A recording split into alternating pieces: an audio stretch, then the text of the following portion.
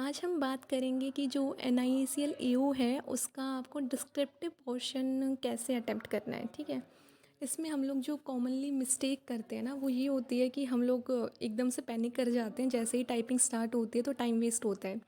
आप इसको कैसे कर सकते हो, जैसे GA सेक्शन है आपका, तो उसमें आपके पास ना एक्स्ट्रा टाइम रहता है, तो आप उसी टाइम को यूज़ करो और उस टाइम पे आपके पास रफ शीट है, एक्स्ट्रा टाइम है, अपना फॉर्मेट जो लेटर टू द एडिटर का है उसको लिख लो। उससे क्या होगा कि जैसे ही आपका सबसे जो पहला होता है वो लेटर ही खुलता है, उसमें दो ऑप्शन रहते हैं, एक होता है फॉर्मल और एक होता है इनफॉर्मल। ठीक है, दोनों लेटर्स में आप चूज़ कर सकते हो, मोस्टली लेटर टू एडिटर रहेगा या लेटर टू फ्रेंड। ठीक है, तो अगर आपने लेटर टू एडिटर का फॉर्मेट लिख लिया है तो जब आप टाइपिंग करते हो ना तो देख के और उसको टाइपिंग करना इजी हो जाता है और आपके माइंड एकदम से ना काम भी करना स्टार्ट कर देता है। जैसे ही आप देखोगे आपको पूरा याद आ जाएगा। तो फिर आप पहले ही लिख लो GA वाले पोर्शन में, तो ये आपको हेल्प करेगा। और एक जो आपको करना है वो ये है कि जैसे लेटर है ना वो 10 मार्क्स का है और जो ऐसे है वो 20 मार्क्स का है, तो ज़्यादा टाइम आपको लेटर को नहीं देना। आप ऐसे को ज़्यादा टाइम दो क्योंकि वो ज़्यादा मार्क्स का है और आपको ज़्यादा वर्ड्स लिखने हैं। बहुत सारे लोग ये गलती करते हैं, इवन जब मैंने दिया तो आसपास के लोगों ने बहुत सबने ये क्या किया था कि लेटर ही लिखते रह गए। तो लोगों को बहुत बाद में बहुत दुख होता है कि भाई हमारा तो पूरा ऐसे छूट गया। तो उसमें क्या है कि लेटर में आप मैक्स टू मैक्स 10 में से 8-9 स्कोर करोगे और अगर आपने पूरा ऐसे छोड़ दिया तो आपका कट ऑफ क्रॉस करना मुश्किल हो जाता है। तो ये गलती नहीं करनी, अपना टाइम वेस्ट नहीं करना। अपना अगर आपको ज़्यादा नहीं आ रहा है लेटर, आपने फॉर्मेट लिखा, 2-3 लाइनें लिखी, उसको छोड़ दो, अब आप अगले पे चले जाओ, बाद में देख लेना। आपके पास टाइम वेस्ट करने की बजाय टाइम अगर बचे तो उसको कंप्लीट करना। अगर हम अब बात करते हैं ऐसे में, ठीक है, कई बार क्या होता है कि ऐसे में ना बिल्कुल यूनिक टॉपिक आ गए हैं जो आप फेमिलियर नहीं हो, आपने कभी देखे भी नहीं ना सुने।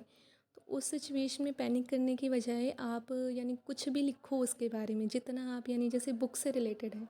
ठीक है, आपको उस बुक के बारे में नहीं पता, बट आपको ये तो पता है ना बुक्स के एडवांटेजेस हो सकते हैं, आपको थोड़ा आइडिया मिल रहा है टॉपिक से कि हाँ ये बुक इसने लिखी है। तो ठीक है, आपको टॉपिक के बारे में नहीं भी पता तो बुक्स के एडवांटेजेस लिख दो, बुक के बारे में लिखना स्टार्ट कर दो। तो ऐसे ही यानी कि अगर टॉपिक है आपको नहीं पता तो उससे जो उसमें यानी कि आप इंक्लूड कर सकते हो वो चीज़ें लिख दो, बट ब्लैंक नहीं छोड़ना।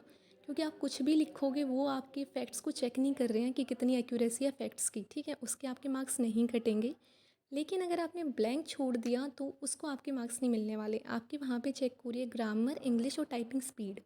तो आपको ये ध्यान में रखना है कि ठीक है मुझे टॉपिक नहीं आता, इन चीज़ें नहीं पता, तो भी इट्स ओके, मैं लिख सकता हूँ। यहाँ पे तो इंग्लिश चेक हो रही है ना, तो लिखो उसके बारे में, कुछ भी लिखो जितना भी आप लिख सकते हो। और कोशिश करो कि जैसे 250 वर्ड्स का है तो आप 150 तो एटलीस्ट क्रॉस कर लो, 150-200 वर्ड्स क्रॉस कर लो, तो आप एक सेफ साइड में रहोगे। और ध्यान रखना है स्पेलिंग्स ज़्यादा गलत ना हों। जैसे आपका कंप्लीट हो गया, आपको लग रहा है 200 वर्ड्स हो गए, बस स्पेलिंग देख लो। और ये भी ध्यान रखना है कि कहाँ कैपिटल वर्ड्स का थोड़ा ध्यान रखो। ज़्यादा वो लोग ग्रामर का इतना चेक भी नहीं करते हैं, तो फिर इजीली लोग पास हो जाते हैं इसमें। तो ट्राई करना है, बस अपना बेस्ट देना है। All the best. कुछ चीज़ें ना, एक सेकेंड, कुछ चीज़ें कई ऐसे प्लेटफॉर्म हैं जो आपको इवन आप ना अपने आप को चेक भी कर सकते हो और वो फ्री में 1-2 मॉक टेस्ट दे रहे हैं। तो आपने सब्सक्रिप्शन नहीं लिया, एटलीस्ट उनके फ्री के मॉक टेस्ट लगा लो। जैसे टेक्स्ट बुक है, गाइडली पे हैं, प्रैक्टिस मॉक्स हैं, ओनली बोर्ड है। ठीक है, तो ये 4 प्लेटफॉर्म हैं जो आपको दे रहे हैं। अगर आप एक एक भी मॉक सबका लगाओगे तो कॉन्फिडेंस आ जाएगा, आपको एक आइडिया भी हो जाएगा कि भाई हाँ मैं इतना स्कोर कर पा रहा हूँ। तो वहाँ पे कईयों पे वो आपकी चेकिंग के बाद मार्क्स भी देते हैं, तो आपको खुद आइडिया होगा कि हाँ इतनी ज़्यादा वो गलतियाँ नहीं निकाल रहे और जो लिख रहा हूँ उसके मार्क्स मिल रहे हैं।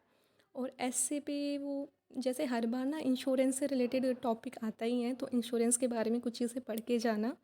इकोनॉमी, AI, एनवायरनमेंट, हेल्थ, तो ये टॉपिक हैं जो एक बार आप देख के जाओगे तो आपको हेल्प करेगा।